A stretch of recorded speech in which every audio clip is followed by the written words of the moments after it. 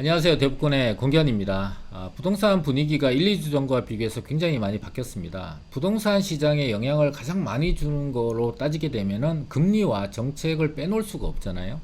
금리도 좀 이제 상승을 멈춘다고 얘기하고, 정부도 정책들을 계속해서 쏟아내다 보니까 이 두 가지 요소에 의해서 부동산 시장에 영향을 받고 하락을 멈추고 바닥을 확인하는 그런 이제 흐름들이 나타나게 될 건데, 어제 부동산 시장에 영향을 가장 많이 주는 금리에 영향을 주는 미국의 소비자 물가가 발표가 됐고, 우리나라 한국은행의 금리 인상까지 단행이 됐습니다. 그래서 이 세 번째 요소가 어떤 것인지 같이 확인하고, 이 세 가지 요소에 의해서 부동산 시장이 하락을 멈추고 바닥을 확인한 다음에 우리 시청자분들이 앞으로 어떻게 부동산 시장에 대응을 해야 될지 그 얘기까지 한번 같이 나눠보도록 하겠습니다. 우리나라의 기준금리가 어떻게 될 것인가는 미국의 기준금리가 어떻게 될 것인가에 달려 있거든요. 미국의 기준금리는 3대 물가지수에 영향을 받습니다. 첫 번째가 이제 소비자 물가인데, 어제 미국의 12월 소비자 물가가 6.5%로 0.6% 정도 낮아지는,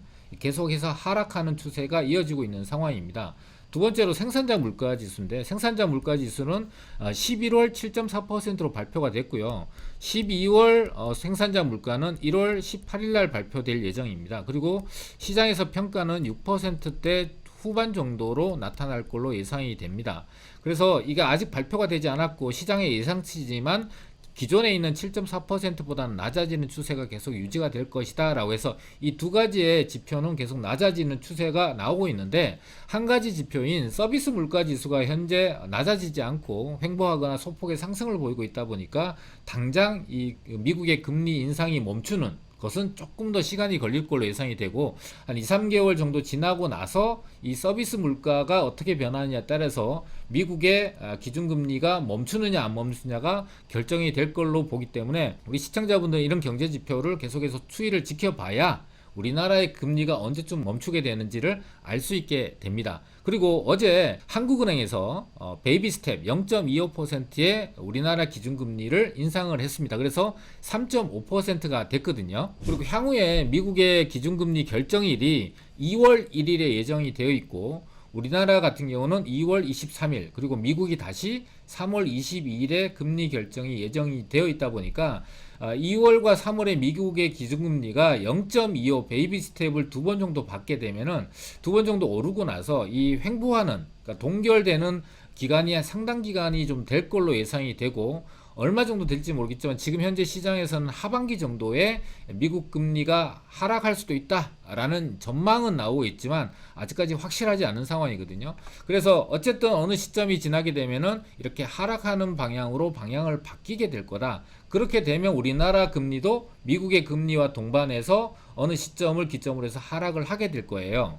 자, 기준금리보다 실질적으로 시장에 가장 큰 영향을 주는 것은 주택담보대출금리입니다. 평상시에 어떤 그 기준금리의 흐름하고는 다르게 최근에 굉장히 가파른 속도로 기준금리가 올라갔고, 또 얼마까지 오를지 모르는 불확실성 때문에 평상시에 은행들이 가상금리를 붙이는 폭보다 이렇게 불확실할 때는 미래에 어떤 손실이 발생할 것을 예방하기 위해서 훨씬 더 높은 가상금리를 붙여왔기 때문에 지금 현재 대출금리가 6%대 후반에서 8%대 후반까지 9%가 넘는다라는 이런 우려까지 나오고 있는 굉장히 높은 금리로 상승을 했던 거예요. 그런데 앞으로 기준금리가 오르더라도 소폭의 베이비 스텝으로 가다가 횡보할 가능성이 높다라고 판단하고 있기 때문에, 정부가 시중에 5대 은행을 중심으로 해서 야, 가상금리가 너무 높으니까 가상금리를 좀 낮춰라, 폭을, 이렇게 해서 지금 압박을 가한 거예요. 그래서 시중에 5대 은행들이 대출금리에 대한 부분에 대해다가 우대금리를 더해서 지금 실질적인 대출금리를 굉장히 낮추고 있는 상황입니다. 자, 빠르게 되면은 1월 1일부터 시행한 은행도 있고, 늦어도 1월 20일부터 시행한 은행들이 나오겠는데, 이 우대금리를 0.6에서 0.9까지 줘서 실질적으로 주택담보대출이 5%대에서 6%대 초반 까지 최고 금리가 낮아지는, 그러니까 8%대에서 6%대까지 최고 금리가 낮아지는 실질적인 대출 금리가 낮아지고 있는 추세를 보이고 있다라는 거예요. 자, 이렇게 실질적인 대출 금리가 시중은행을 통해서 낮아지고 있고, 또 정부 입장에서도 특례 보금자리론이라는 4%대 시중금리보다 훨씬 더 낮은 고정금리 상품들을 시장에다가 공급하게 되면서 이 금리 변화에 의해서 부동산 시장이 영향을 받는 영향력은 점점 작아지게 된다라고 볼 수가 있고, 두 번째는 정책 부분인데요. 정책 부분에서 대표적인 건 1월 3일 날 발표된 13대책이라고 할 수 있습니다. 2023년 안에 많은 규제 완화와 활성화 정책을 시행하겠다라고 이제 발표를 했죠. 그리고 80%의 정책은 1, 4분기인 3월 안에 시행을 하겠다라고 합니다. 이 13대책에 대해서는 이전 영상에서 저희가 자세하게 올려드렸는데, 여기서는 좀 간단하게 정리를 좀 해드리게 되면은 강남 3구와 용산 지역을 빼고는 규제 지역을 전부 다 해제를 해버렸죠. 그리고 다주택자에 대한 세금 규제도 완화 배제를 해버렸습니다. 그리고 분양권을 전매 제한을 풀었고요. 대출 규제도 대폭적으로 풀어버렸죠. 다주택자에 대한 대출과 15억이 넘는 고가 부동산에 대한 대출도 허용을 해주는 파격적인 대출 규제 완화 정책이 나왔고요. 그리고 최근에 높은 금리로 해서 많은 어려움을 겪고 있는 분들을 해결하기 위해서 고정금리 4%대 특례 보금자리론까지 나왔습니다. 아직까지 구체적으로 나오지 않은 것이 바로 전세 상품 대출이고 고정금리로 나올 걸로 예상되는 이 내용들입니다. 이렇게 이 정책들이 1, 4분기 안에 많은 정책들이 쏟아져 나올 걸로 예측이 되다 보니까 시장에서는 이 매수 심리가 꽁꽁 얼었다가 반등을 했다까지가 지난주까지 나온 거고요. 이번 주가 2주 연속 이 매수 심리가 회복이 되고 있다라는 이제 흐름들을 보이고 있습니다. 자, 그런데 이 두 가지 금리와 정책 부분이 해결되면은 부동산 가격 하락이 멈추고 바닥을 확인할 수 있느냐라고 보면은 한 가지 더 지표가 확인이 되어야만 바닥을 확인할 수가 있거든요. 그게 바로 뭐냐면은 바로 전세입니다. 지금 현재 전세 가격이 계속 하락하고 있는 상황이라면 이 두 가지 금리와 정책 부분이 해결되더라도 부동산 가격 하락을 멈추기는 좀 어렵다고 판단이 되거든요. 그래서 정부가 3월에 이 고정금리형 전세자금 대출을 출시한다고 합니다. 아직까지 구체적인 내용은 나오지 않았지만 이 보증 한도가 한 4억 원 정도, 그리고 일반 변동형 전세자금 대출보다는 낮은 고정금리로 출시를 한다고 하는데, 얼마 전에 발표된 특례 보금자리론을 통해서 유추를 좀 해보게 되면은 기준금리 4.65에서 5%, 거기다가 우대금리를 빼게 되면은 최저금리 3.75에서 4.15%를 특례 보금자리론이 받을 수 있게 됐거든요. 자, 그러면은 전세자금 대출은 보통 주택담보대출보다 담보력이 약하다 보니까 조금 더 높은 경향이 있습니다. 그래서 고정금리 전세자금 대출이 나온다면 4%대 중후반 정도의 고정금리로 나올 가능성이 상당히 높고요.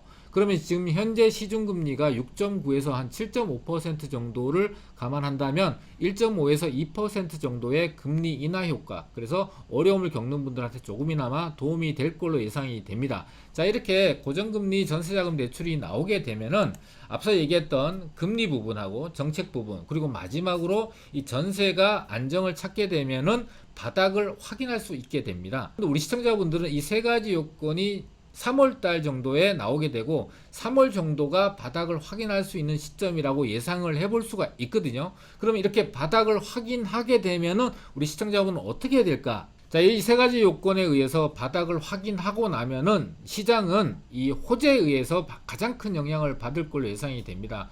호재가 크면 클수록 영향이 빠를 것이고요. 또 회복도 빠를 것이고 상승도 높을 수 있다라고 예상이 됩니다. 특히나 서울 같은 경우는 중심권, 도심권을 중심으로 해서 이런 호재들이 많이 발생을 할 거고, 특히나 광역철도망이나 대규모 업무타운들이 만들어지는 지역들을 중심으로 해서 이 바닥 확인 후 가격 상승들이 빠르게 나타날 걸로 예상이 되기 때문에 전체 시장이 바닥이 확인이 되는 시장보다는 오히려 빨리 움직일 수 있다는 걸 우리 시청자분들이 꼭 기억하실 필요가 있고요. 어떤 호재에 따라서 영향도 달라질 건데요. 가장 큰 호재를 볼 수 있는 곳이 일단 광역교통망이 중심이 될 수 있고요. 이 광역교통망에다가 대규모 일자리가 만들어지는데 고소득 일자리가 만들어지는 곳, 대표적으로 따지게 되면은 용산국제업무지구와 이 삼성동에 있는 한전부지가 될 수 있고요. 두 번째로는 이 광역교통망과 더불어서 역세권을 중심으로 해서 재개발들이 많이 이루어지고, 특히나 역세권 고밀 개발이 이루어지는 지역들이 이제 가장 큰 효과를 보고 가장 빠른 가격 회복이나 상승이 일어날 걸로 예상이 되는데, 대표적인 지역이 서울역 주변과 청량역 주변 지역이라고 할 수가 있습니다. 예전 같은 경우는 이 3도심의 범위 안에 들어가라 해서 삼각형을 이렇게 그려드렸거든요. 근데 지금은 이렇게 사각형, 사다리꼴 형태 안쪽에 투자를 하는 것이 가장 앞으로 유망할 것 같고요. 특히나 이 두 가지뿐만 아니라 세 가지를 동시에 갖고 있는 지역들이 그 시너지가 가장 높을 걸로 예상이 됩니다. 직접적으로 이렇게 표시되어 있는 네 군데 지역은 많이 알려져 있는 곳이다 보니까 투자 금액 자체도 상당히 많이 들어갈 걸로 예상이 되거든요. 그래서 요 사이사이 지역들은 상대적으로 이 중심지에 인접한 지역들은 상대적으로 좀 영향을 덜 받고 상대적으로 투자 금액이 좀 작게 들어가면서 효과는 둘 다 볼 수 있는 지역이기 때문에 상업지역과 붙어있는 주거지역의 고밀 개발이 되는 지역들, 그리고 이 사이에 있는 성수동 지역들, 그 다음에 서울역과 용산국제업무지구 사이에 위치하고 있는 마포 공덕역 주변 지역, 그 다음에 이 여의도와 강남 삼성동과 사이에 위치하고 있는 흑석동과 동작구 본동 지역 같은 경우가 이 세 가지의 효과를 간접적으로 또는 직접적으로 가장 영향을 많이 볼 수 있는 곳이고, 이런 지역들의 재개발, 역세권 개발, 또 업무타운 개발에 인접해 있는 지역들을 중심으로 해서 우리 시청자분들이 모두가 바닥을 확인하고 움직이는 것이 아니라 보다 빠르게 움직일 수 있는 지역을 먼저 선점하는 투자 방법을 선택하신다면 우리 시청자분들한테 좋은 기회가 돌아가지 않을까 생각을 해봤습니다. 오늘 영상은 여기서 마치도록 하겠습니다.